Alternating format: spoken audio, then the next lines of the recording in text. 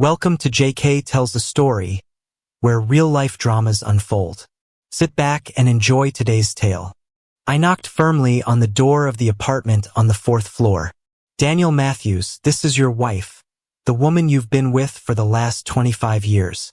I am the mother of your 2 sons and the person who loves you more than my own life.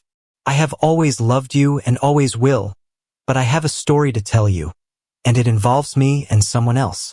After everything we've meant to each other all these years, you should give me time to explain. I'll be downstairs cooking dinner, waiting.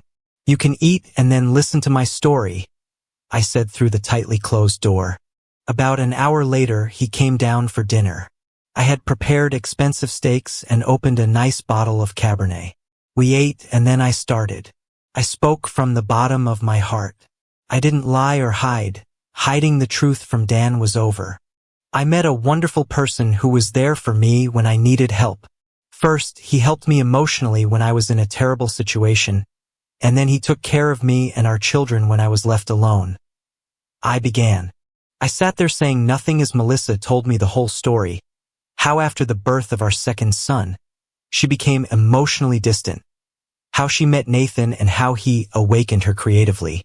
She didn't hide anything. I remember the night I came to bed and found the book, Finding Your Creative Voice, that Melissa had brought home. She told me she wasn't feeling fulfilled after Oscar was born and wanted to be proactive. Now I know that this book was just a cover for her affair with Nathan. What she showed me in her writing didn't come from that book. These were the things Nathan taught her. She then told me how she brought him into our home, into our bed, on the same day she took me to the airport in 2010. I was then assigned to a major medical device installation in Saudi Arabia, a 6-month project setting up cutting-edge equipment in a new hospital. The only thing that kept me going in that foreign land was the belief that a loving wife and 2 boys were waiting for me at home. Now, 2 decades later, I've learned that this wasn't true. She didn't even have the decency to wait until I was overseas. Now I knew why Melissa and the children spent part of Christmas 2010 in New York City and the real reason for her periodic trips there. I should have realized sooner, but I trusted her. I also learned why my relationship with my 2 sons had deteriorated. She had apparently silenced them and used them to hide the affair from me. I saw the signs when I returned from Saudi Arabia but didn't connect the dots. I may have had what some call confirmation bias. I could never imagine her cheating on me, so I dismissed the idea. Apparently, Melissa was right. I had been blind, needing guidance to see through the cracks in our relationship. She continued talking, enjoying recounting her romance with Nathan, constantly telling me it had nothing to do with her feelings for me. Although the physical part of their relationship ended many years ago, she still had a strong emotional attachment to him and his work. Her story opened my eyes to many things I'd been wondering about for years. Now everything became crystal clear. As she spoke, I felt my blood pressure rising. Part of me wanted to kill her, but I knew it would only land me in jail. So I listened as if it were some sort of romantic tale. In her head, she believed she had done nothing wrong and still considered herself a faithful, loving wife. Finally, she stopped. Now it's time for us to pick up the pieces and continue our life together, she said. We can overcome this just like we've overcome everything else. I looked at her without saying anything. After what I had just heard, there was nothing more to say. Say something, Dan, she begged. Please, I still love you. I never stopped loving you. I stood up from the table and pushed my chair back in place. I looked at her for a few moments before speaking. Thank you for dinner, I said quietly. Good night. I went back upstairs to the apartment where I had been staying. Good night, she asked incredulously. Is that all you can say after I poured my soul out to you? I stopped and looked at her. For now, I said. I have a lot to process. I went back upstairs, closed the door to the apartment, and placed a chair against the doorknob to hold it shut. I sat down on the bed and cried. The life I had known was over. My marriage had been a lie for the past 20 years or more, and my wife, the one person I loved more than anyone, expected me to simply accept her years of infidelity. She knocked on the door a little later. Dan? She asked. Are you okay? We need to talk, honey. Go away, I said. I finally fell asleep, but it wasn't easy. Then the nightmares started again. The medical equipment I had installed in Riyadh the day before the project began was malfunctioning, and I felt like something was wrong. One moment we were monitoring a patient's vital signs, and the next moment the system crashed, flatlined. The lead surgeon initiated a system restart, but nothing happened. He tried again with the same result. I told him to try restarting it again, but still nothing. Then I had an idea and told him to disconnect all peripheral devices and try again. This is crazy, he said. Do it now, I ordered. In real life, the system restarted, and we barely escaped disaster. The problem turned out to be a corrupted software driver, and I found out about it by chance. We fixed the issue, saving many lives in the process. Unfortunately, this didn't happen in my nightmare, and I woke up with a start as soon as the patient flatlined. I wondered if the nightmare had anything to do with Melissa.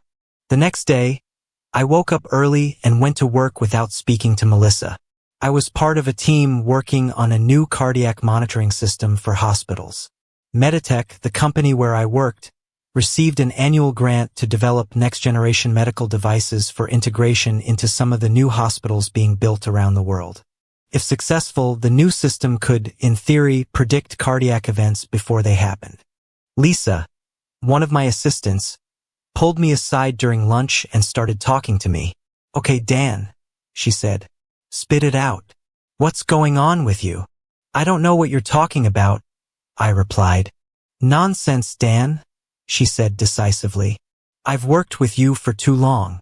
Something is gnawing at you. What's happening? She caught me and I knew it, so I told her the whole story.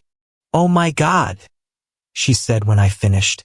No wonder you've been like a zombie for the last few weeks. What are you going to do? I shook my head.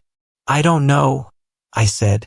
She claims the physical part of the affair ended some time ago, but she still has a strong emotional attachment to him and his work, even though he's now famous. Part of me wants to divorce her and move on, but the other part says otherwise.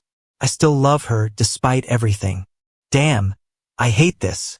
What would you do if it were me? I asked. I would have kicked her ass out the moment she confessed, Lisa said. But it's your decision. You need to get your head out of your ass and deal with this. Stop analyzing it like a cardiac monitor and face it. Do you think that's what I'm doing? Analyzing it. Of course, she said. That's how you always deal with things. But this isn't something you can break down into a series of equations. What are your instincts telling you to do? Once you figure that out, deal with it and move on. She got up and threw away her trash. You can contact me anytime you need, Dan, but do something quickly. We need you back in the game here. She left, leaving me with my thoughts. Lisa was right and I knew it. I worked late, mostly to avoid going home. I ate a small piece of the leftover meatloaf I had brought from home and kept thinking about what Melissa had told me. Finally, around 11 p.m., I headed home. When I walked in, I saw Melissa and Emma sitting on the couch under the window. You're finally home, Melissa said. I was busy, I said, heading toward the stairs to my apartment. Emma is staying here with us this week to work on the book tour, Melissa said. She had told me the day before that they were planning a major promotional tour for Nathan's latest bestseller at several major bookstores across the country. The tour was supposed to start early next year, and they planned to take it around the world. Whatever, I said. And just so you know, we intend to make my character the centerpiece of the promotional campaign, she added. I stopped and looked at her incredulously. What? Not only did you humiliate me with that man while I was overseas, with our children in the house, no less, but now you're going to rub my nose in it by showing it to the whole world. This is wonderful literature, Emma said. Your wife is a muse for a brilliant writer, isn't she? You should be proud that the world will know her story. Proud? I asked, trying to keep my voice even. I could feel my blood pressure rising again. Should I be proud of the fact that my wife was having an affair with another man in our bed, with our children just a few meters away in another room? And now I should be proud that she's rubbing my nose in her adultery in front of the whole world? You're crazy. Please, Dan, Melissa began. Get away from me, both of you, I said. You disgust me. Just leave me alone. Please don't be upset, Emma begged as I walked upstairs. I didn't want to listen to them anymore. I closed the door to my apartment, locked it, and placed a chair against the doorknob. The women followed me and tried to talk to me through the door. Dan, Melissa begged, please come out and talk to us. Please. What part of leave me alone don't you understand? I asked. Dan, let us help ease the pain and suffering, Emma said. Get the hell out, I shouted, feeling pain in my chest. I heard them leave silently. Cursing was rare for me, and I always tried not to swear in front of Melissa, so I knew my outburst had upset her. Too bad, I thought. I sat on the bed and took a deep breath, hoping to ease the pain.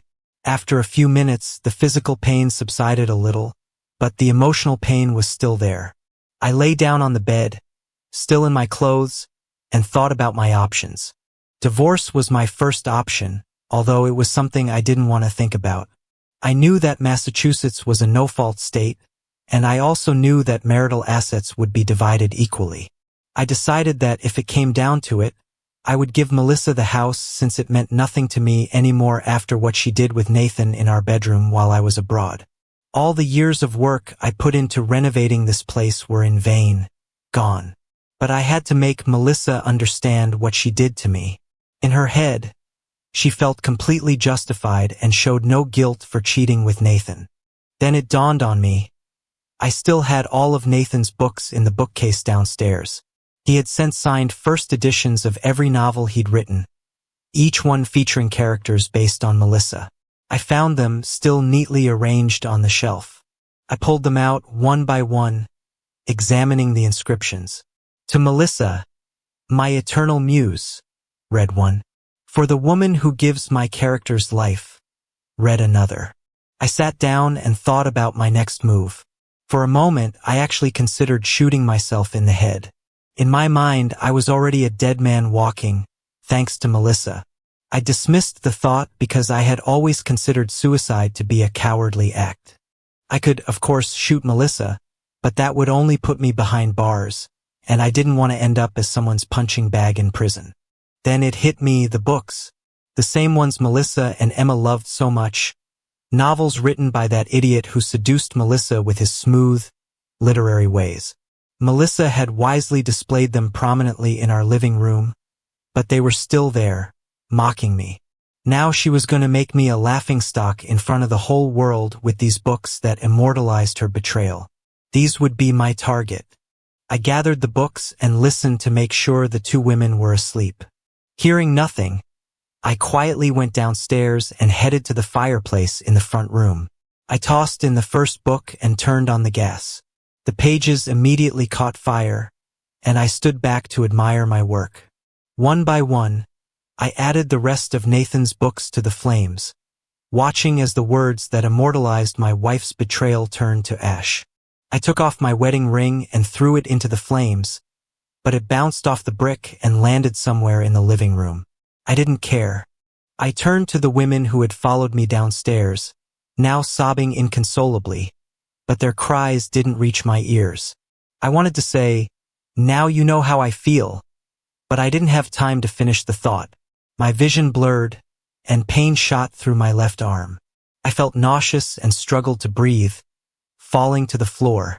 I silently prayed for death to take me away from this hell. I woke up to see a man in a doctor's coat standing over me with a clipboard in his hands. He smiled. "Mr. Matthews, glad to see you conscious," he said. "We almost lost you several times." I tried to speak, but my mouth was dry, and my lips felt stuck together. My chest hurt terribly. "Everything's all right," said the doctor. "Just relax. Don't try to talk." He waved to someone out of my sight, and I fell asleep again. I woke up later to see a nurse in my room. I got her attention and tried to explain that my mouth was dry. She gave me a piece of ice to suck on, and I was finally able to speak. My chest hurts terribly, I said. She nodded, understanding. It's all right, Mr. Matthews, she said. They had to give you CPR, so your chest will hurt for a while. She gave me another piece of ice, and I savored it for as long as I could. She added something to my four, and I started dozing off again. When I woke up again, the doctor was in my room checking my vitals. Melissa and Emma were also there, sitting on the couch under the window that overlooked the city. The doctor finished his examination before speaking. "How are you feeling, Mr. Matthews?" he asked. "My chest hurts like hell," I replied, sucking on another piece of ice to moisten my mouth. The doctor nodded. "That's normal," he said. The paramedics performed CPR and used a defibrillator several times. "Your chest may hurt for a while."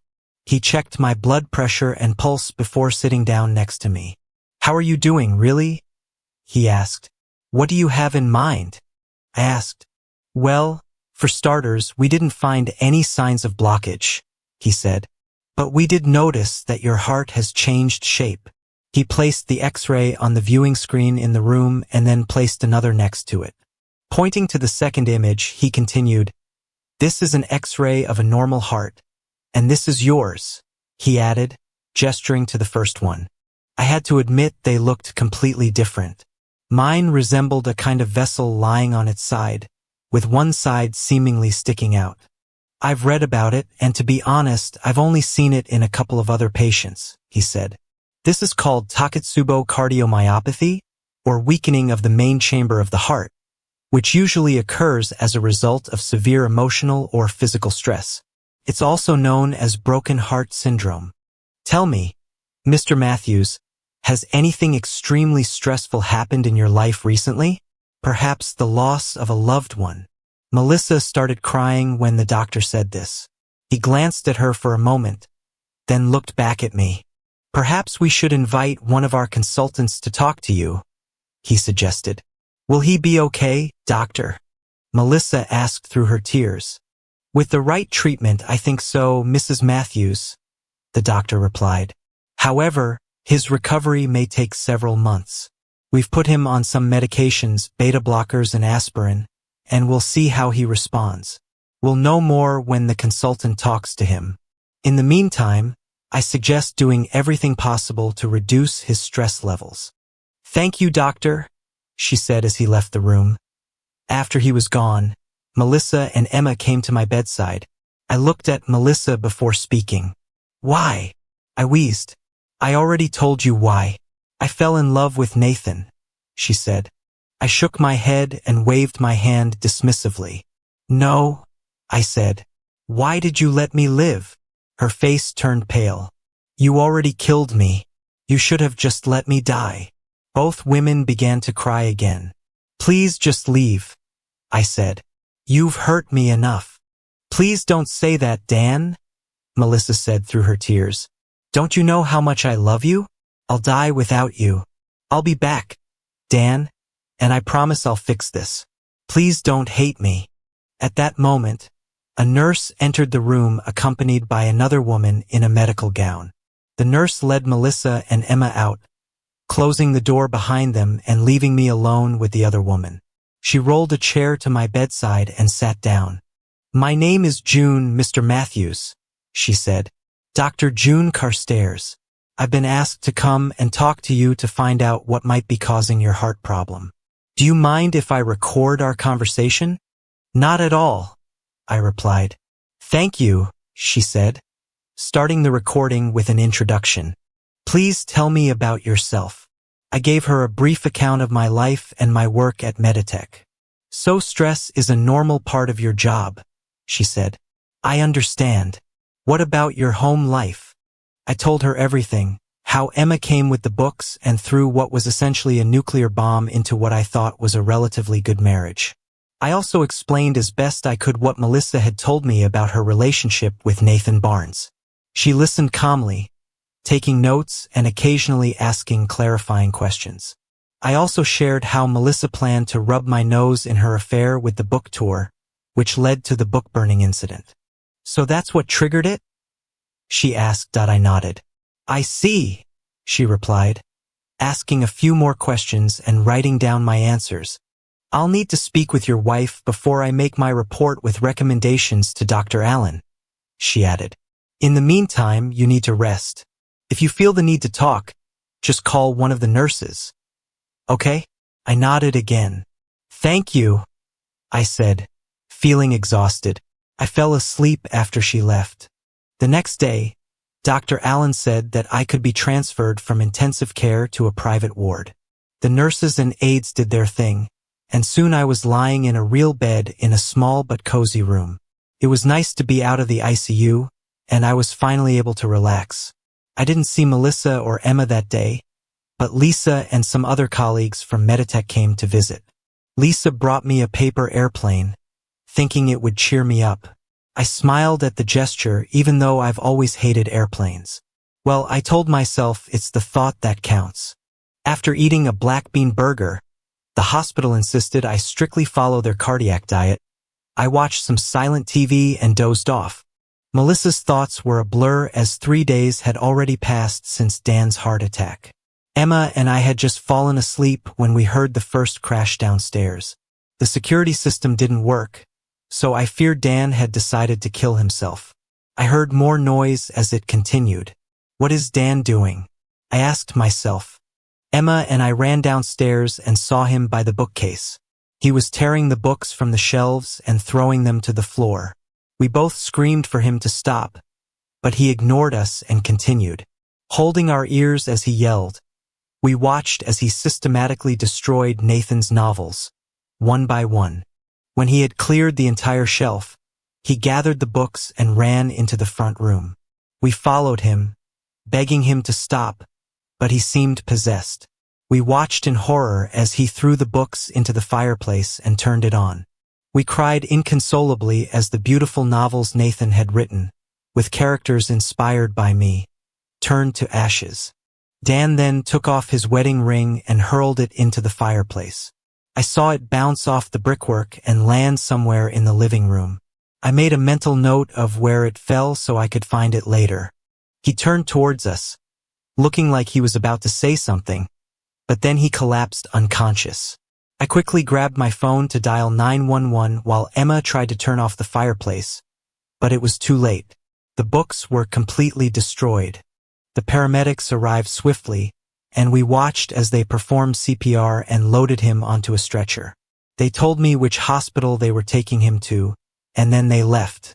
Emma and I quickly dressed and rushed to the emergency room. We were told Dan had suffered some kind of heart attack and that the doctors were working on him.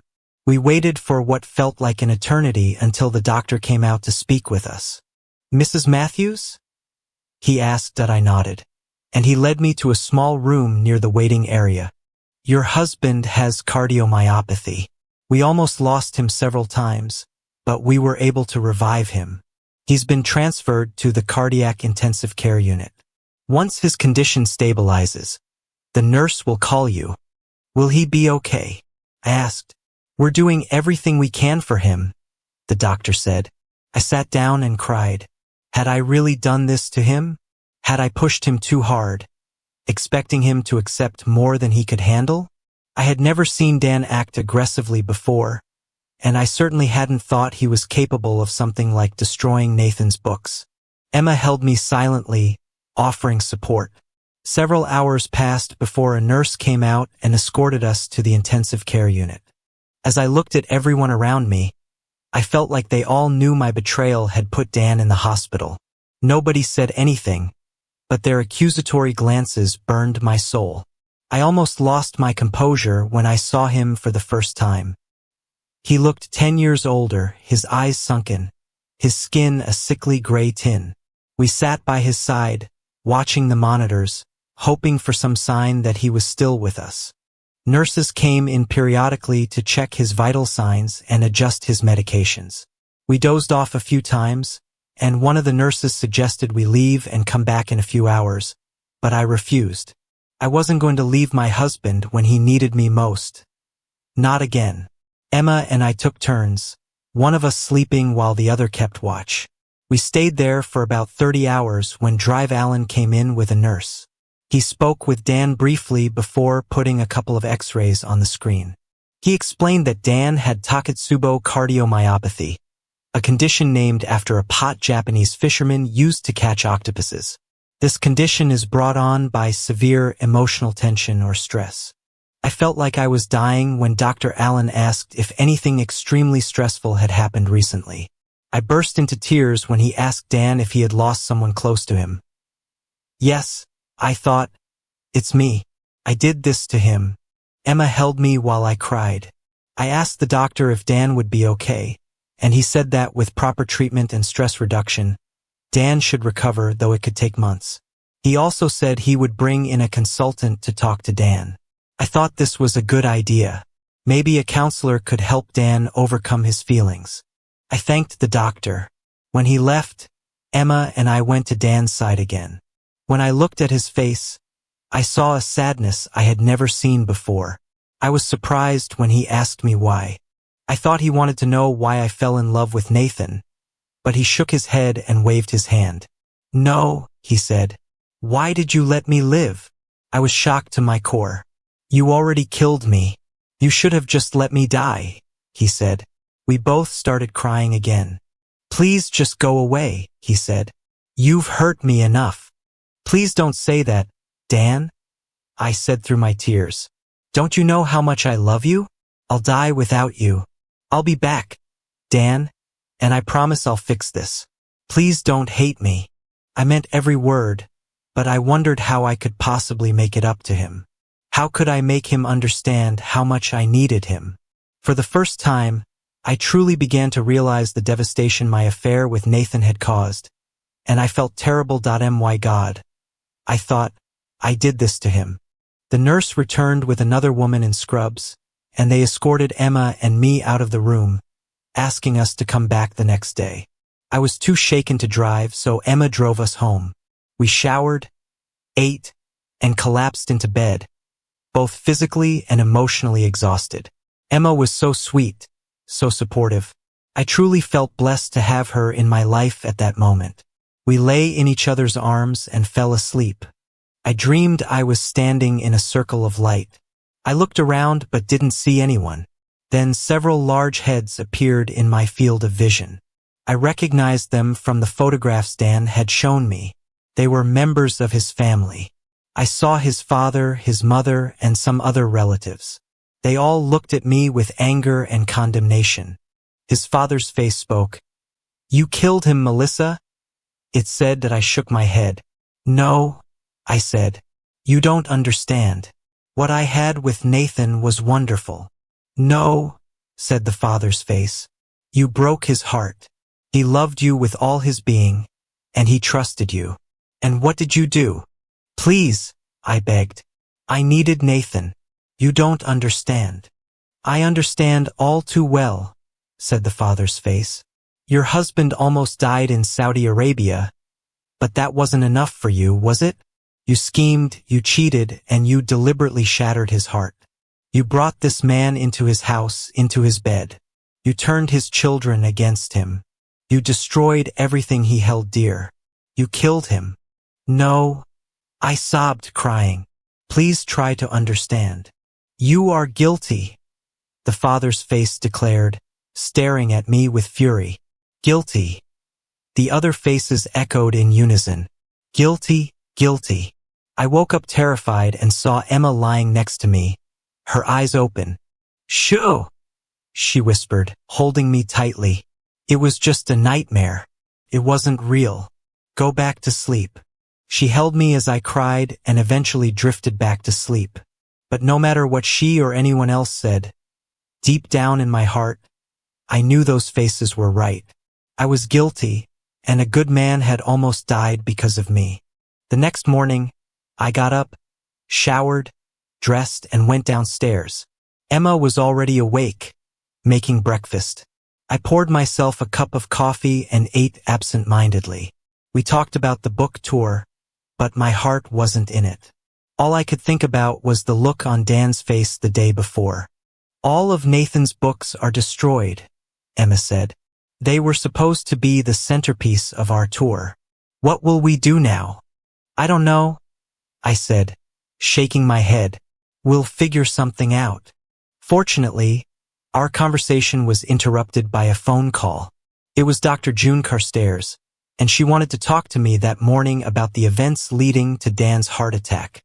We need to get back to the hospital, I told Emma after the call ended. Why? She asked. They want to talk to me about what happened, I said, heading upstairs to change clothes an hour later. We arrived at the hospital and made our way to Dr. Carstairs' office.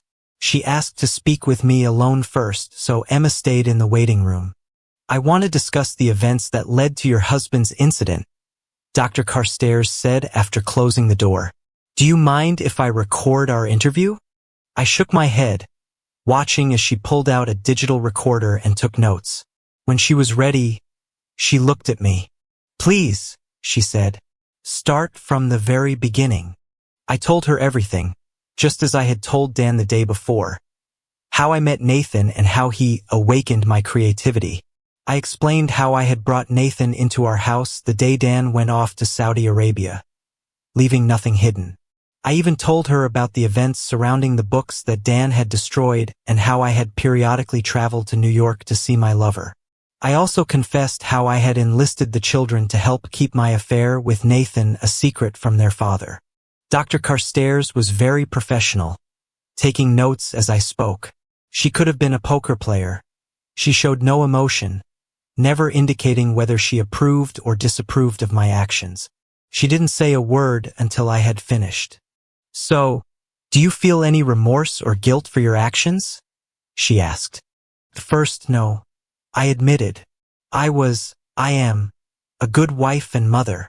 I see, she said, making a note on her pad. And how did you expect your husband to react to your affair? I hoped he could forget about it, I said. I thought that after the new year we could go to counseling and over time he would move on. Nathan is famous now, after all. Just so I understand, she said. You engaged in a long-term physical and emotional affair with another man, brought that man into your marital bed while your husband was overseas working, and you expected your husband to simply shrug it off and act as if nothing had happened, right? The way she put it sounded so harsh, but it was accurate. What more could I say? Well, I began. That's basically how I imagined it. Has your husband ever been violent before? The doctor asked. I shook my head. No, never. Dan is somewhat shy and introverted. He tends to keep everything to himself until he's fully processed it. I've never seen him lose his composure. You mentioned the beginning of the year, the doctor said. Why wait for counseling until then? Is there something special about the new year? Emma, Nathan's wife, and I are preparing a promotional tour for his works, I said. The books that Dan destroyed were supposed to be the centerpiece of this tour. I thought we could forget about the past before the tour ended. I see, Dr. Carstairs said. And you intended to display the books, which symbolize your betrayal, to the whole world, correct? Mostly, I admitted, feeling ashamed. She said, jotting something down. How would you describe your husband's relationship with your children? I think it's like most fathers and sons, I said. They're a bit distant now. Dan doesn't talk to them much. Did you encourage them to keep your affair a secret? The doctor asked. Yes, I whispered. And you didn't think that might affect their relationship? I didn't think it would have such an impact at the time, I said. And now? The doctor asked. The doctor asked one more question. Mrs. Matthews, if you could go back, what would you do differently? Honestly, I replied, I don't know. I think under the same circumstances, I probably would have done the same thing, even knowing what it would do to your husband. She asked. I had to think about that. You must have known Nathan, I said. I see, she replied. So, will my husband be okay? I asked. You need to talk to his doctor, she said. Can I go see him now? I asked. She shrugged. Of course, if you really want to, she said. I quickly answered that I did, and I left her office, feeling her gaze burning into my back as I walked away. I grabbed Emma, and we went to Dan's room. After a normal night's sleep, I woke up and saw one of the hospital staff carrying my breakfast. I ate it, and soon after, a nurse came to take my vital signs and escort me to my daily X-ray check. After returning to the room, another nurse came by to help me walk around the ward. The doctor had instructed me to walk around at least twice a day to regain strength. When I got back to my room, I settled back into bed just as Melissa and Emma arrived. How do you feel? Melissa asked, approaching my bed. Not as bad as yesterday, I replied. You look better than yesterday, she said, kissing me on the cheek. That's good, I guess, I said. Of course, that's good, she replied. I need you to come home as soon as possible. I miss you, you know. I'm sure, I answered in a neutral tone. She looked at me surprised. It's true, she said. I love you and miss you. I know you probably don't believe me, but it's the truth. You're right, I said. I don't trust you, but I appreciate the sentiment. Emma came over to my bed, angry. How can you talk to your wife like that? She said. She cried all night because of you. Because of me? I asked. Please don't insult my intelligence. I would never do such a thing, Emma said. But I do have to wonder. Why did you destroy such beautiful books? Do you mean those books? I asked. Of course, she answered. They weren't works of art, I said. They were just novels about a beautiful woman of easy virtue, written by her lover as a constant reminder of her betrayal. A true work of art was what Melissa and I had before she met your husband. They both destroyed that masterpiece, and I understand you helped, as did my 2 sons. Please don't talk about your wife like that, Emma said as Melissa wiped her eyes. Look at her. She still loves you. Can't you put aside your pride and let her love you? You don't understand, Mrs. Barnes, I said, deliberately using her married name. A successful marriage requires more than just love. It requires loyalty, devotion, and trust. Melissa and I swore an oath before God and everyone to be faithful until death. I kept my end of the deal. She didn't. Worse, she lied to me for 20 years. That may mean nothing to you, but it means everything to me. And Melissa knew that when she lay with your husband. You make it all sound so depraved, Emma said. Because it was depraved, I replied. Can't you forgive your wife's mistake? She asked. A mistake, I repeated. A mistake is accidentally leaving the milk out overnight or turning right instead of left. What she did went far beyond a simple mistake. She betrayed me in the worst possible way. She turned our marriage into a mockery, then lied to me for 20 years to cover it up and got our children involved. Besides, she doesn't even think she did anything wrong. How can I forgive someone who thinks they're as pure as the first snow? I turned my attention to Melissa. Tell me something, dear wife, I said. What would you do if the roles were reversed? Let's say you came home one day and found someone you'd never met on our doorstep holding a novel featuring a character who was clearly based on me, only to discover I'd been sleeping with her for 20 years. Would you just forget about it and expect us to carry on as if nothing had happened?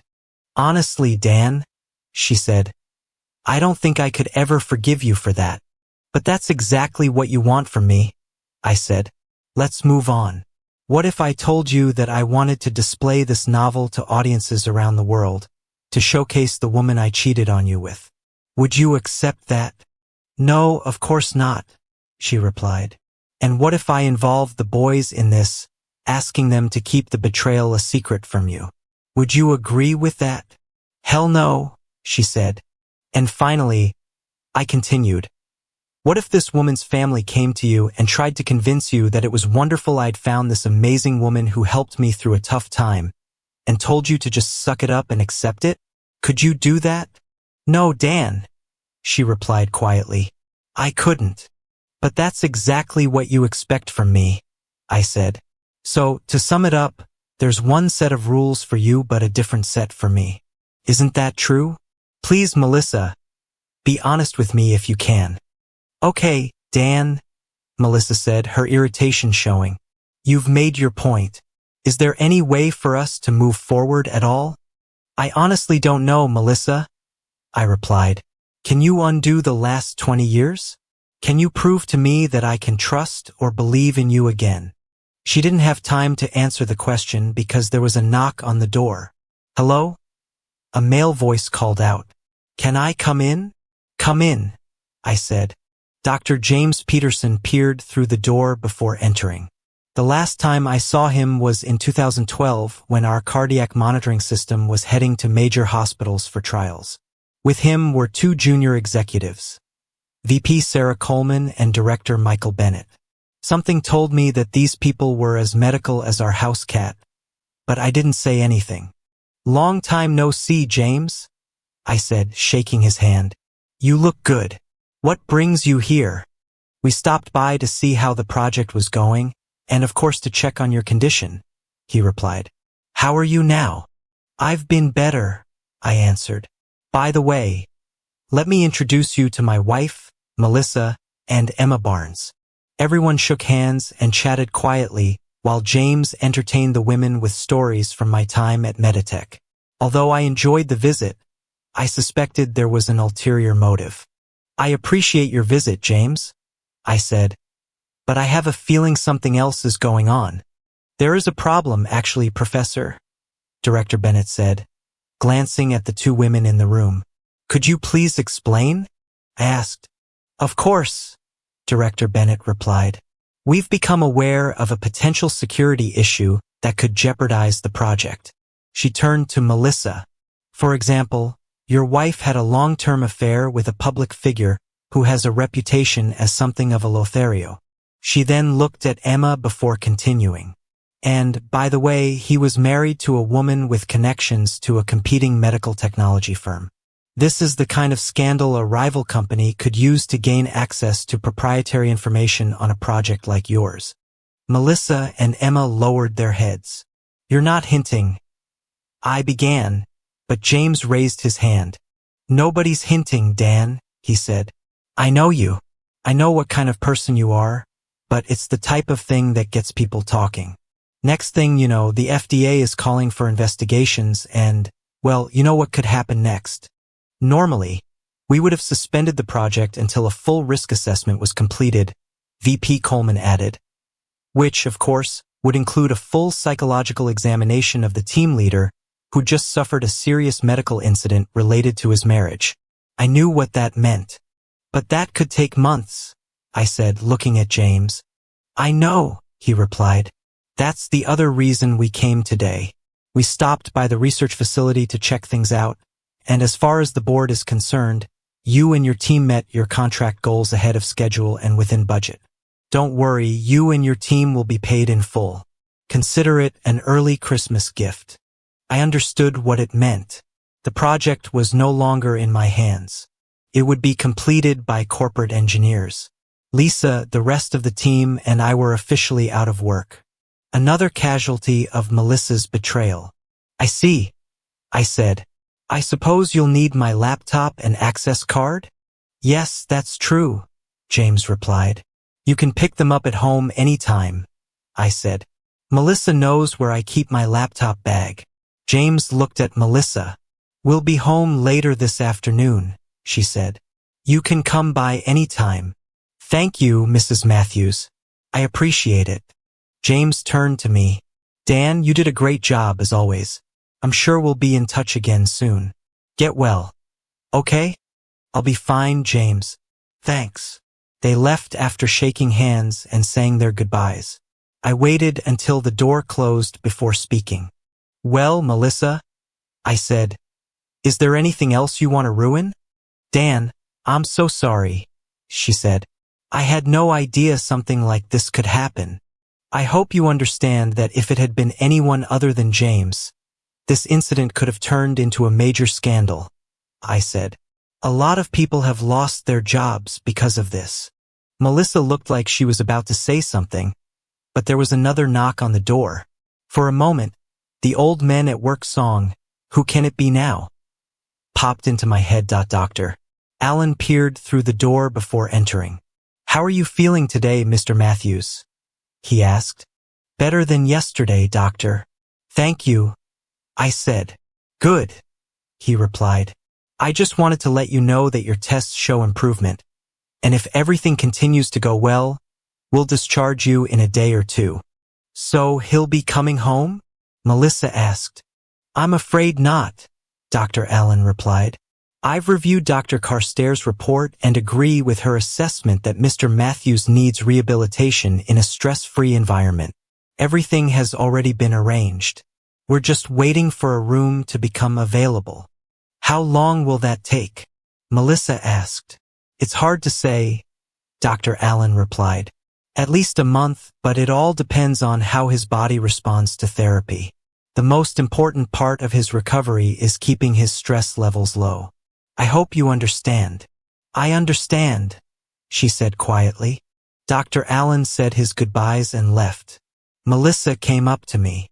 "Dan, do you think we'll ever be okay?" she asked. "I don't know, Melissa," I answered.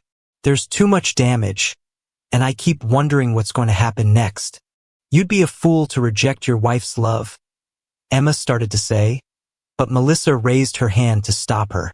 "Leave him be," she said. "You heard the doctor. He needs to keep his stress levels low. I know my Dan. He'll analyze it like everything else, and he'll make the right decision." "I hope you're right," Emma said. Melissa kissed me on the cheek. "We'll be back," she said. For a moment, I imagined a Terminator making the same statement, and I smiled to myself. "I'll be here," I said. "Do me a favor and bring my laptop when they're done with it, please." "I'll bring it," she replied. They left the room, leaving me alone with my thoughts. Melissa was right about one thing: I will analyze everything carefully, but I had already decided what the end result would be. About an hour later, Lisa came into my room to update me on the day's events. "I take it you've heard about the project?" she asked. "I heard," I replied. "What happened?" "Well, Dr. Peterson and his 2 assistants showed up just as we were about to launch," she said. "They wanted to know if we could start the cardiac system as it was. As it turned out, we could, and we launched it. Believe it or not, it fired right up, and before we knew it, we were hitting our target predictive ratios. It used a little more processing power than we'd like, but they said it wasn't a problem. Then they thanked us for our work, said we had done a good job, and announced that their engineers would take over everything. They collected our passes, erased our laptops, and left. They didn't say anything else." I asked. "Wasn't anything else going on?" "There is," I said. "Melissa?" she asked. I nodded. "Yes," I said. "We dodged a bullet, you know. If anyone other than Dr. Peterson had been involved, we would have had to answer a lot of awkward questions from some very curious members of the FDA, and we might have lost our certifications to access medical trial data. I'm sorry you and the others lost your jobs. Don't worry about it, boss," she said. "This had to end sooner or later. Have you decided what you're going to do about Melissa?" she asked. "I've decided," I said. "I just need more information about this Barnes guy. I keep thinking there's more to this than I've been told so far. Just don't overanalyze it, Dan," she said. "It's not a cardiac monitor, you know. Do what you need to do and move on." "Good advice," I said. She stood up to leave. "You know, Dan," she said, "if I ever decided to switch sides, you'd be the man I'd want to latch onto." Everyone in the group knew that Lisa preferred women to men. "Thank you, Lisa," I said. "That means a lot to me. Thanks for the support." She smiled and kissed me on the cheek. "You're welcome," she said. "I hope one day we can work together again." "Me too," I said. I watched her go, then lay back on the bed. I was almost asleep when the nurse came in with my evening medication and to help me take a short walk. When I returned, my dinner had already been delivered. By the time I finished, Melissa returned with my laptop. "Here's your laptop," she said. "They got everything they need from it." "Thank you," I said, placing it on the tray. "Dan," she said quietly. I looked at her. "Are you really going to throw away 26 years of marriage?" "That's the problem," I said. "I'm not sure we've been a couple for the last 20 years or so. From my point of view, you were Nathan's dear wife all that time. I was in the house with you and we were officially married, but he had your heart the whole time and he still has it. I just don't understand one thing," I added. "What?" she asked. "You've shown no remorse for what you did," I said. "And you described this romance as something beautiful and innocent. If it was as great and pure as you say, why did you feel the need to hide it from me all these years?" "I didn't mean to hurt you," she said. "So you admit it would hurt me? Interesting. But you should have known I would find out one way or another. I was hoping this wouldn't happen for many years," she said. "Tell me something," I said. "What?" she asked. "When you were with him, did you ever wish you were with me?" I asked. "I always hoped all three of us could be together," she said. "But you never wished for me to be there instead?" I asked. She lowered her head, then shook it. "No," she said quietly. "And when you were with me, I guess he was on your mind?" I asked. She nodded without saying a word. "I see," I said. "In other words, he took my place in your heart." I noticed something else. "You and Emma seem very close. What's going on between you two?" She smiled and nodded. "We've become very close," she said quietly, emphasizing the word very. This explained a lot. Not only had she cheated on me with Nathan, but she was now involved with Emma. "In fact, we were hoping you'd join us at some point," she added. "And the blows keep coming," I said. "How long?" "Quite a while," she said. "She really gravitates toward you, you know. Don't you find her attractive?" "I do," I said. "But there's just one problem."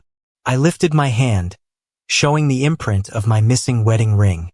"I'm still a little married, and as you know, I'm extremely monogamous." "I know. Look, Dan, I'm really sorry I hurt you," she said.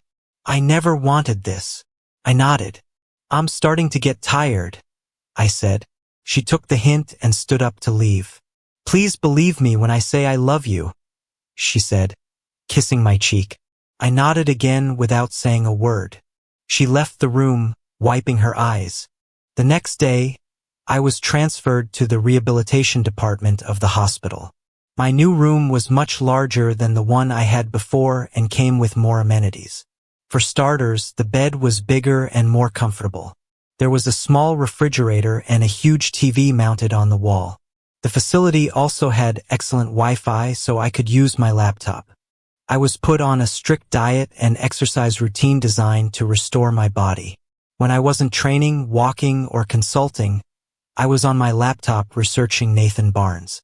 I could understand why Melissa's affair with him was seen as a potential security threat. Nathan was quite the Lothario, responsible for at least 6 divorces over the past 25 years. One of his victims was a high-ranking executive at a rival medical company. Several articles on the internet included photographs of Nathan with 5 women at the same time, all of whom were referred to as his companions. Some of the photos were of Melissa wearing outfits I had never seen her in before. Interestingly, some articles even called her his married American companion. She looked so alive and happy in those photos, clearly not caring what anyone thought. As you might imagine, some of the comments on these articles weren't too kind. One read, "You mean married American woman of easy virtue? Fixed for you. Does her husband know about this?" I was almost tempted to respond but decided not to. A couple of weeks after arriving at the rehab facility, I received a call from a friend, Kirk Ward, who worked for a company in Cincinnati. His company had worked extensively with Baxter designing and building medical devices for hospitals and clinics. He mentioned they were looking for an engineer for new projects. The only downside was that I'd have to move to Cincinnati. I hated leaving Boston, but I didn't see a future for myself here. Kirk said they'd expect me right after New Year's if I was available. I decided to accept his offer. Damn it, I thought. I don't have a job here, and I certainly don't have a marriage, so there's nothing holding me back. I hadn't seen Melissa or Emma much since arriving, which was fine by me. The doctor had made it clear that I needed to be stress-free, and since Melissa's actions had landed me in the hospital, they were told to stay away. I'd only seen them a couple of times, and that was enough. I started researching divorce laws and decided to move forward with it, but I wanted to find a good lawyer to protect my assets. I met with a couple of attorneys who came to see me at the rehab center, and I was impressed with both. After checking them out and seeing their strong recommendations, I just had to choose which one to hire.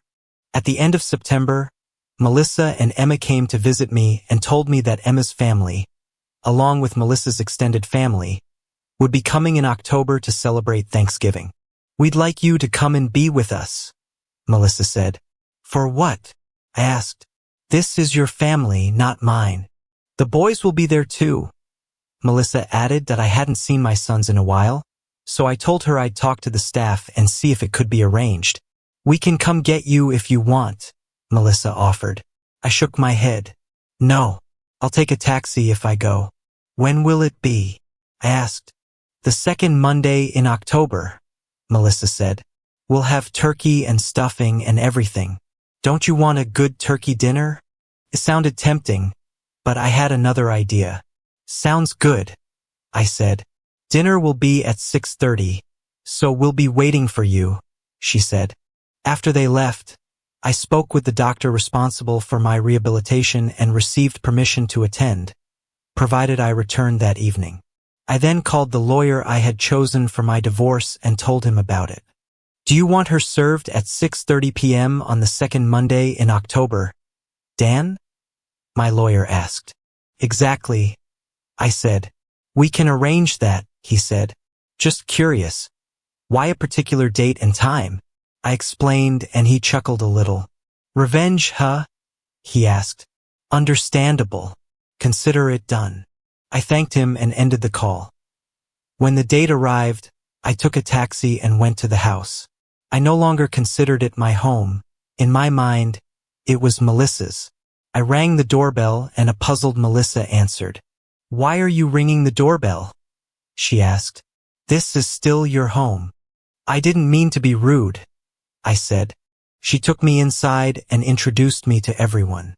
The house was filled with grandmothers, children, aunts, uncles, everyone. For a moment, I was glad I wouldn't be staying overnight. I barely spoke to Emma's family members, just enough to avoid seeming rude. Honestly, I felt like an insect being observed under a microscope. I noticed my two sons and approached them. "Good evening, Oscar," I said, shaking his hand. "I'm glad to see you. Who's this with you?" I asked, looking at the young man standing beside him. "This is Mark," Oscar said. "Mark, this is my father, Daniel Matthews," he added, turning to Mark. "Please call me Dan," I said, shaking his hand that I noticed that Oscar seemed a little nervous. "Nice to meet you," I said. "Tell me, are you two dating? I may be old, but I'm not stupid." It was obvious there was chemistry between these two young men. Mark and Oscar looked down for a moment. "It's okay," I told them. "I only care about my children being happy. Treat my son right. Okay?" They looked at me, clearly surprised by my frankness. Mark smiled and nodded. "I will, Dan," he said. "I promise." I hugged Oscar tightly and patted him on the back. "I love you, son," I said. "Despite everything, never forget that." He smiled at me. "Thank you, Dad," he said. "I love you too." I turned to my eldest son, Kevin, who was with a charming girl. When I looked at him, I realized he would have been about 6 years old when Melissa moved Nathan into our house and into my bed. "How are you?" I asked. He smiled and shook my hand. "Great, Dad," he said. "I'm glad to see you." I looked at my watch. There were about 20 minutes left before the show. "Are you waiting for someone?" Kevin asked, his eyes widening as he realized. Are you going to give Mom the divorce papers? I nodded. Yes, I said. Listen, I know you two kept your mother's secret for 20 years. I don't like it, but I understand. I'm only asking for 20 minutes. But Dad, here? In front of the whole family? He asked. I hardly know these people, I said. They may be your mother's extended family, but they are not mine. But Dad, we're part of their family too, he said. They accepted us and we got to know them well. I understand, I said. Only 20 minutes. That's all I ask. At exactly 6:30 p.m., the doorbell rang as everyone began to sit down at the table. I looked at Melissa. I think this is for you, I said. She looked at me, puzzled, then walked toward the door. She opened it and saw a man in khaki and a light jacket. Mrs. Melissa Matthews? He asked. Yes, it's me, she said. He handed her a manila envelope and asked her to sign it. She signed where he indicated, then looked at him again. You have been served with papers, ma'am, he said. Have a good day. Melissa looked into the envelope and immediately began to sob. By this time, everyone had gathered in the living room. How dare you humiliate your wife like that on Thanksgiving Day, on top of everything else, and in front of the whole family, Emma said, shocked. Everyone else looked at me, puzzled. None of them expected this. How dare I humiliate her? I asked sarcastically. No, how dare she humiliate me the way she has for the last 20 years?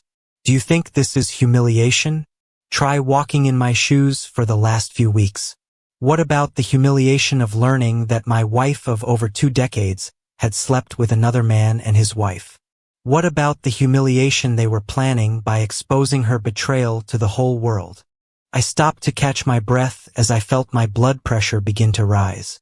Because of what she did to you and your husband, I lost my family, I said. I lost my masculinity, my dignity, my job. I almost lost my life. My whole life for the last 20 years has been a damn lie. And do you know what's the worst thing about all this? Everyone in this house except me and a couple of other people knew about it, and not one of you raised a finger to stop it or let me know. I stopped to take another breath. By this point, everyone was silent. You could hear a pin drop in the house. And what do you really know about your one true love, Melissa? I asked. Did you know that he is responsible for at least 6 divorces? I looked around and saw many shocked faces, including Melissa's. I also did some research and guess what I found? I asked.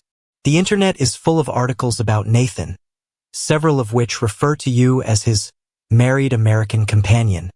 We all know what this means. The photos of you and him are very revealing.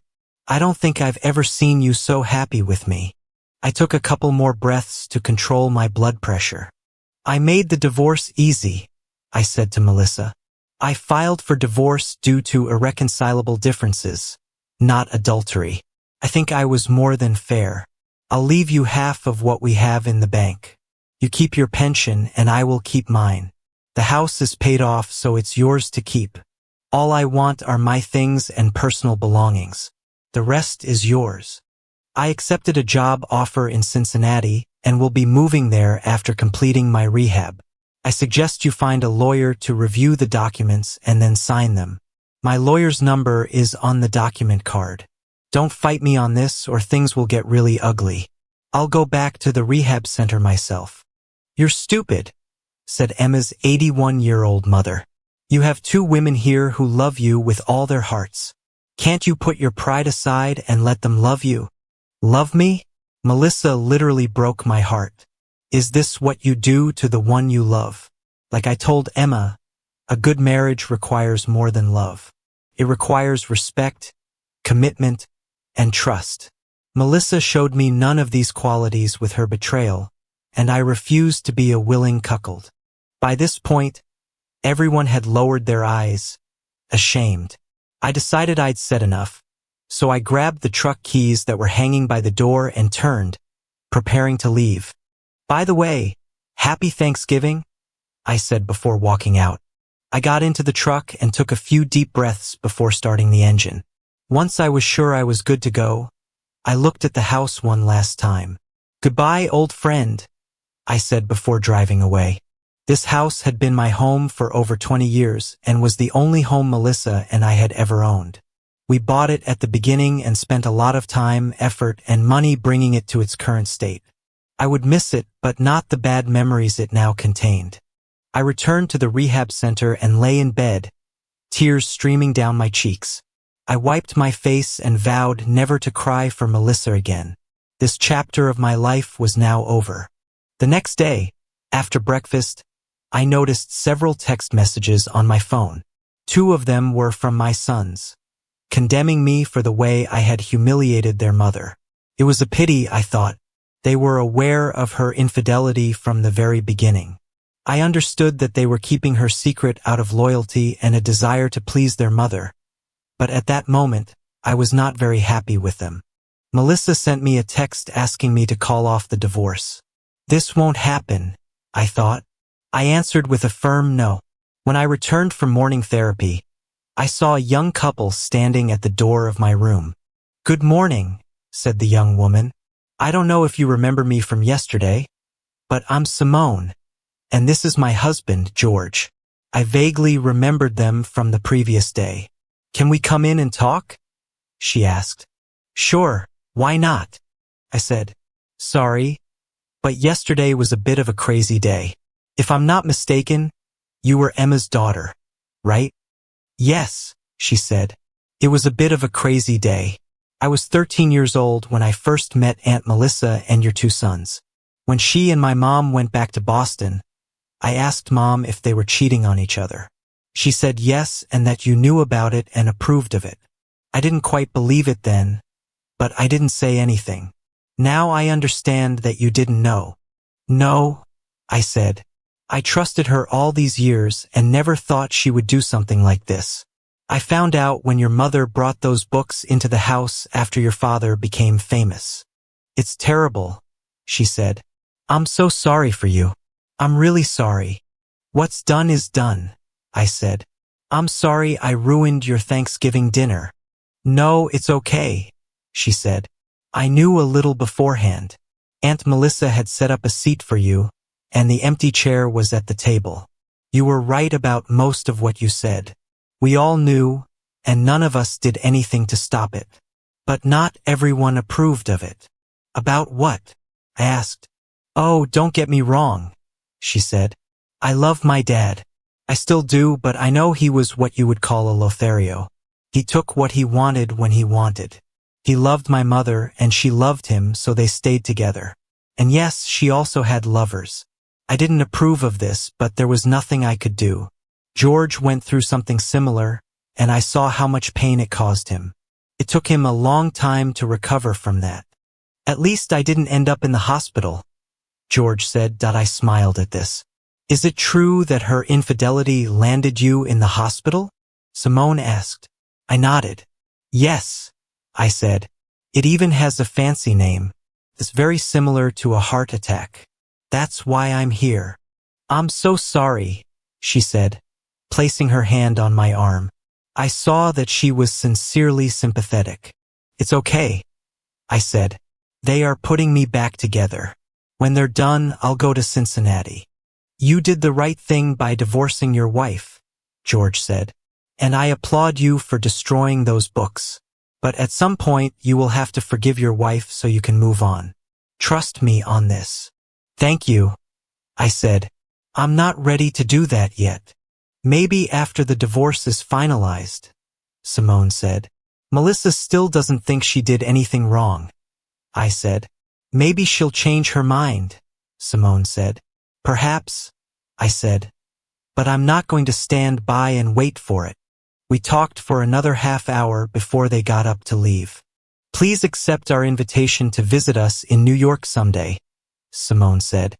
"Maybe for the holidays. You will always be a welcome guest." "Thank you, Simone," I said. "I appreciate it. Perhaps I'll come someday." George and I shook hands, and Simone kissed me on the cheek before they left. After my day of therapy and consultation, I had another visitor. Emma.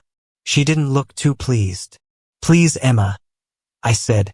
If you're going to tell me that I should forgive Melissa and take her back, don't waste your breath. Okay, she said. I won't. I just want you to know that she's hurting just as much as you are, perhaps even more. How can that be? I asked. I thought she had everything she wanted and a new family to boot. She cries every night, Emma said. She also has nightmares. Nightmares about your dead parents judging her for what she did. So she still has a conscience, I said. But it's a little late, isn't it? She loves you, Emma said. And to be honest, so do I. Why can't you let us love you and heal your heart? As I thought about her words, I had an idea. You know, it just dawned on me, I said. You don't understand what I'm going through because you've never been in a committed relationship. This is ridiculous, she said. I was married to Nathan for many years. It's true, I said. But let's admit it, neither of you was faithful to the other. Both took lovers outside of marriage. You can't understand the concept of fidelity because you've never tried it. You can't know what it's like to love someone exclusively, only to have them break your heart. It would be like me trying to explain a cardiac monitor to someone who has never seen medical equipment. What do you suggest? She asked. I'm just making an observation, that's all, I said. So are you really going to get a divorce, no matter what it does to your wife? She asked. Yes, I said. In the end, she gave herself to Nathan for 20 years without thinking about what it would do to me. That's not true, she said. Melissa has often said that she never meant to hurt you, that she never disrespected you. And by the way, I said, Nathan did too. Maybe not with words, but they both disrespected me with their actions and lies. So this is your final word? She asked. I nodded. Almost, I said. She turned our marriage into a mockery, humiliating me, took away my masculinity and dignity. I must restore justice. It's a shame, she said. I'm really sorry. I smiled at this. I had no doubt that Emma was good in bed. She was certainly easy on the eyes, but there were principles here that she simply could not understand, and I was tired of trying to explain them to her. Perhaps sometime in the future, she began. Not until I get divorced, I said. I'm still technically married, and I am exclusively monogamous. Emma kissed me before she started to leave. You didn't say no, she said. So there is hope. My rehabilitation continued as planned, and my cardiac condition improved. It helped that Melissa and Emma had finally decided to leave me alone for a while. About 2 weeks after that terrible Thanksgiving, I received a call from my lawyer on Monday. How are you feeling, Dan? He asked. Better, I said. I'm getting stronger. Why? Well, he began. Melissa wants to meet with you one more time before she signs the papers. Is she challenging something? I asked. No, Dan, he said. She just wants to talk to you one last time. What do you think? I asked. What can it hurt? He asked. A quick meeting. You stand your ground. Let her speak. Then she signs. Okay, I said. Let's make this happen. Is it possible to do this here in the rehabilitation center? I don't see any reason why not, he said. I'll get a notary, and we'll close this case. We made an appointment for 2 days later in my room at the rehab center and ended the call. I made sure to inform the nurses so we wouldn't be interrupted. 2 days later, my lawyer and I were sitting in my room when Melissa and her lawyer walked in. We introduced ourselves, and I turned to Melissa, noticing that she looked like she had been crying a lot. How are you holding up, Melissa? I asked. What do you think? She asked. I told you that I would love you for the rest of my life, but apparently, that's not enough for you. You wanted this meeting, I said. So let's get down to business. She sat down and looked at me, spinning the rings on her fingers. Straight to the point then, she said. Okay, Dan, I don't want this divorce. I want us to fix what's wrong, put it behind us, and move on. And how are you going to do this? I asked. Do you have a device that can take us back in time to the moment before we met Nathan? Can you bring yourself back? Or do you think I should just ignore what you've been doing for the last 20 years? Don't be stupid, Dan, she said. I told you that I still love you and always will. Isn't that enough? No, I said. We've talked about this before. Do you think it was completely normal to cheat on me, to bring another man into our home and into our marital bed while I was abroad, and to have our children lie to me the whole time? How can I trust and believe you again? You've become quite adept at lying over the past 2 decades. Dan, I promise I will never do anything like that again, she said. And should I believe you? I asked seriously. Every time you walk out the door, I'll wonder if you're going to meet another famous writer. Every time you say something, I'll wonder if it's true. Do you not love me anymore? She asked. I never stopped loving you, I said. That's why your betrayal hurts so much. Believe me, it would be much easier if I hated you. I could just walk away and end it all. You just don't understand, do you? You said Nathan was a good man. Tell me, what kind of person is responsible for 6 divorces? Explain to me, please. I want to know. I understand that you are suffering, she said. And I understand that it's my fault. But can't you put it behind you and move on? You mean pretend it never happened, right? I asked. Pretend that 20 years of lies, betrayals, and deceit never happened? Pretend you never brought another man into our bed while my life was in danger abroad? Maybe you want me to pretend those books never existed. Is there nothing I can say or do to change your mind? She asked that I shook my head. No, I said. What you did cannot be undone. Look, this is raising my blood pressure again. Please, you've had the meeting. So sign the papers and let's end this sham of a marriage. She lowered her head, wiping away a tear. After a few minutes, she nodded. Okay, Dan, she said. You win. I will sign the documents since you are so determined to throw away more than 25 years of marriage. I didn't throw anything away, Melissa, I said. You did it the first time you slept with Nathan. Melissa wiped away a tear, then took a pen and signed the documents. The notary who my lawyer had brought stamped and signed the documents. My lawyer collected the documents and put them in his briefcase. I'll take it to court today, he said. You will receive the final decree in a few months. Thank you, I said. That I turned to Melissa. When my rehabilitation is over, I will come to pick up the rest of my things. I don't want much, just clothes, tools, and electronics. I'll call you and make arrangements. Okay, she said. Do you want my rings? I shook my head. No, I said. I gave them to you. Do with them what you want. I'm so sorry, Dan, she said. I still love you and always will. Please believe it. I nodded without saying a word.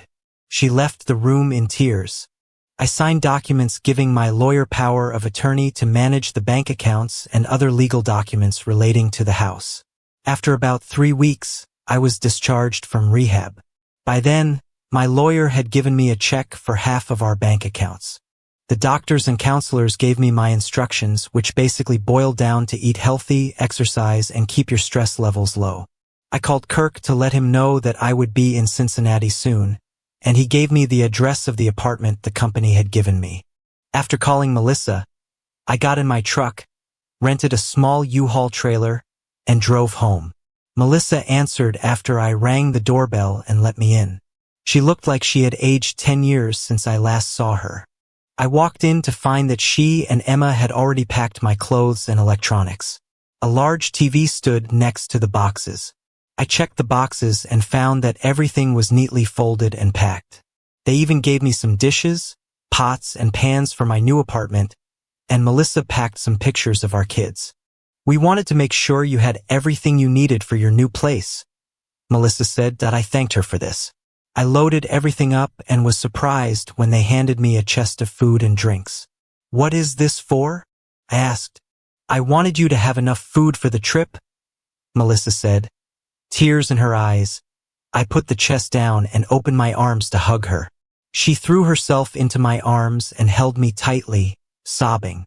"Oh God, Dan," she cried. "I am so sorry. I will always love you." I held her tightly, remembering the last time we hugged like that as husband and wife. "I will always love you too," I said. It was true.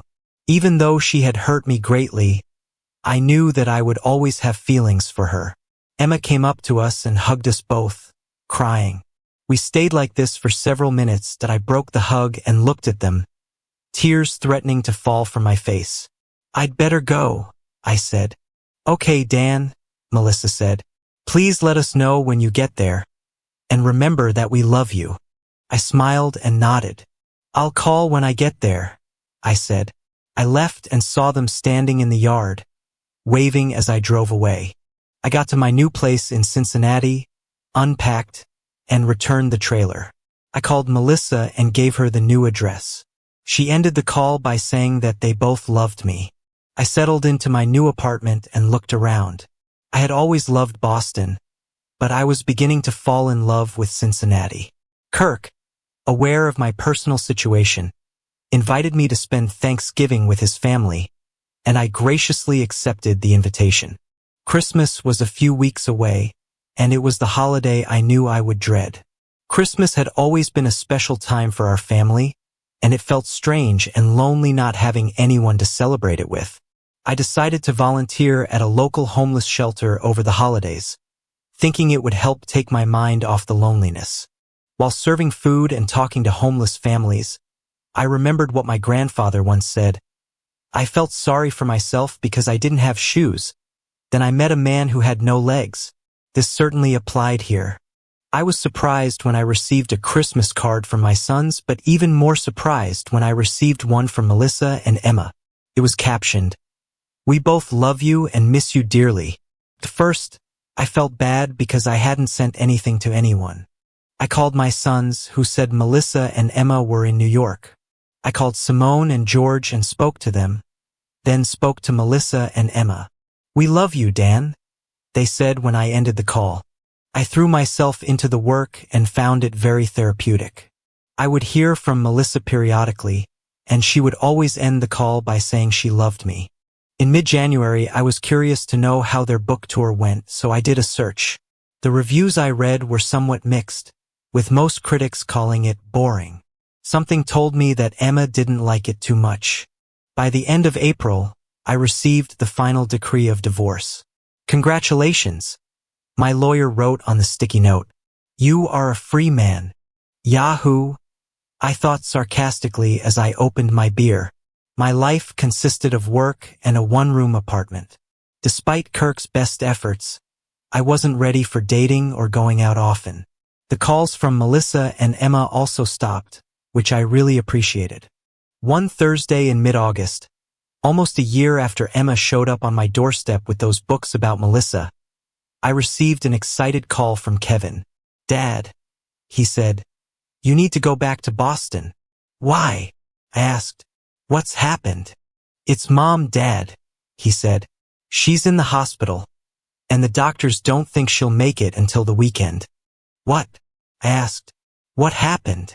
"She was diagnosed with a very aggressive cancer a few months ago," Kevin said. "They did everything they could, but nothing helped. She asks for you, Dad. She wants to see you before she dies." I thanked him for letting me know and called Kirk, who gave me time off and said he would take care of the issues with HR. I packed a few things into the truck and drove off. When I got to the hospital, I saw Kevin and Oscar outside. They took me to their mother's room.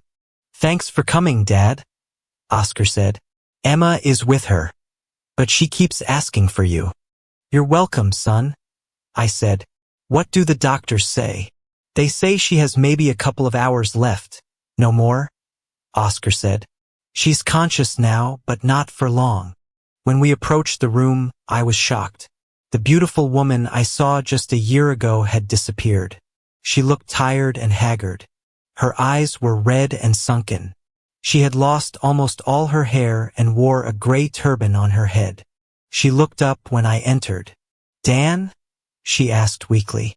"Is that really you? You came to me." "Of course, Melissa," I said, sitting down next to her. I noticed she was still wearing her wedding and engagement rings. She extended her hand to me, tears in her eyes. I hugged her as closely as her frail form would allow. "Oh, Dan," she cried, tears streaming down her cheeks. "I'm so sorry for what I did. I was wrong, and I hurt you greatly. Can you forgive me?" I remembered what George had told me last year and realized that this was the first time she had admitted her guilt. I knew I had to forgive her, even if it was the hardest thing I'd ever done. "See, I'm still wearing my wedding ring," she said. "I told you I would love you for the rest of my life." "I love you, Melissa," I said, tears in my eyes. "And I forgive you." She started crying, and I cried with her. Emma took out a tissue and wiped her eyes. Melissa took Emma's hand and placed it in mine. "Please, Dan," she begged. "Promise me that you will let Emma heal your heart." I looked at Emma, who smiled and nodded. "This is fine," Melissa said softly. "We're not married anymore." I nodded. "Okay," I said. "I promise." Melissa smiled faintly before turning to Emma. "Please, Emma," she said. "Treat my husband better than I did. Will you do this for me?" Emma wiped away a tear before answering. "I will, Melissa," she said. "I promise." We all hugged and shed tears, and I could hear the boys sobbing as they watched us. "He's a monogamist and doesn't like to share," Melissa said. Emma smiled and looked at me. "Maybe you'll teach me something about loyalty and devotion." Melissa smiled for a few seconds, then her smile disappeared, and her eyes glazed over. I heard the change in her breathing and knew she wouldn't last long. I leaned toward her ear. "It's okay, Melissa," I said. "We love you." She took a few more breaths and fell silent. I looked and saw that her eyes were wide open. Alarms sounded as the monitor showed a flat line, and the room quickly filled with medical personnel who examined her before declaring her dead. Emma, the boys, and I gathered in the corner of the room and mourned her death. Soon her body was taken from the room. The doctor came up to us.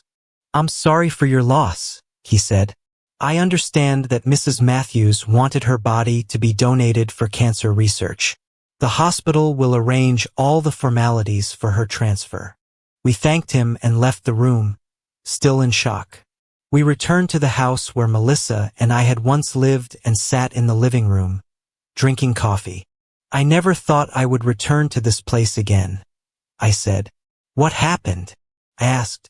"Melissa got really depressed after you left," Emma said. "I did everything I could, but nothing helped. We went to New York for the holidays, but that didn't help either. She became immersed in the book tour, but became even more depressed when it didn't go as well as we had hoped. The only time she was happy was when she talked to you." "Was she dating someone?" I asked.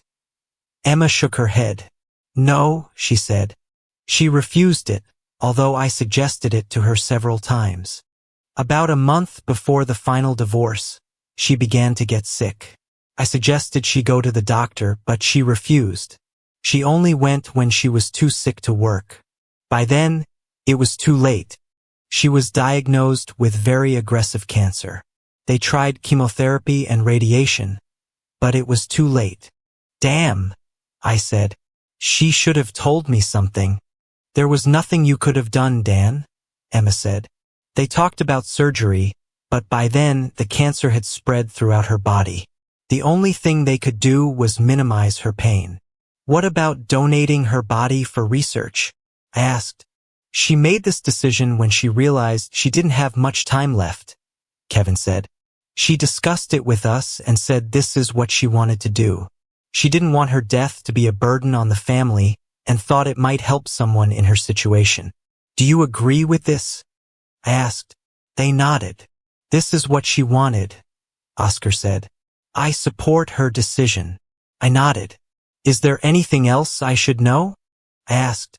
Melissa gave the house back to you, Emma said.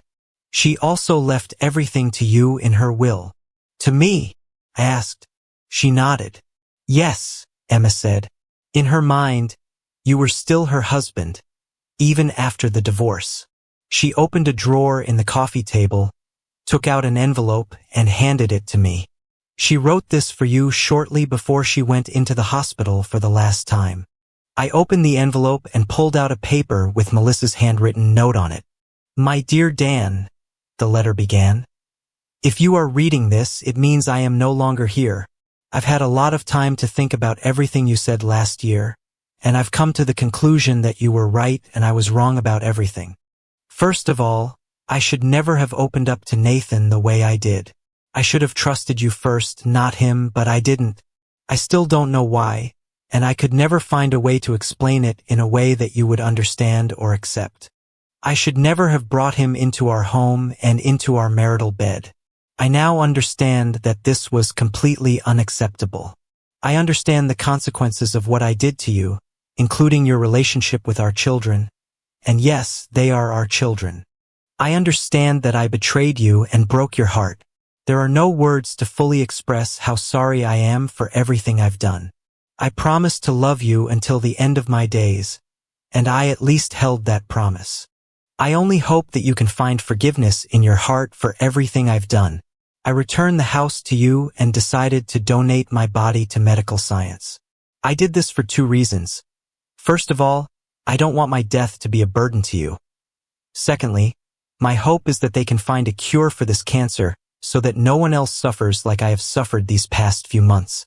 I also want you to find love with another woman who can love you the way you deserve. Emma has very strong feelings for you, and I really hope it works out for you too. I'm really tired, so I have to go. But please remember, Dan, that I truly love you with all my heart, and I'm sorry for all the pain and suffering I've caused you. Your loving wife, Melissa. I folded the note and put it back in the envelope. I looked at Emma, who was wiping tears from her eyes. Have you read this? I asked her. She shook her head. No, she said. I know that she wanted to express her regret to you. She was feeling guilty for the last few months of her life. She really was serious about the 2 of us? I asked. She nodded. Yes, she said. She was very serious. How do you feel about this? I asked. I'd like to try it, she said. We both lost a lot. Perhaps together, we can ease each other's pain. She was right. I considered the possibility of a potential relationship with Emma. She was very beautiful, and it had been about a year since I had been with a woman. I also realized that I now had the opportunity to have a relationship with the wife of the man who took Melissa. Poetic justice, perhaps. I looked at Emma before speaking.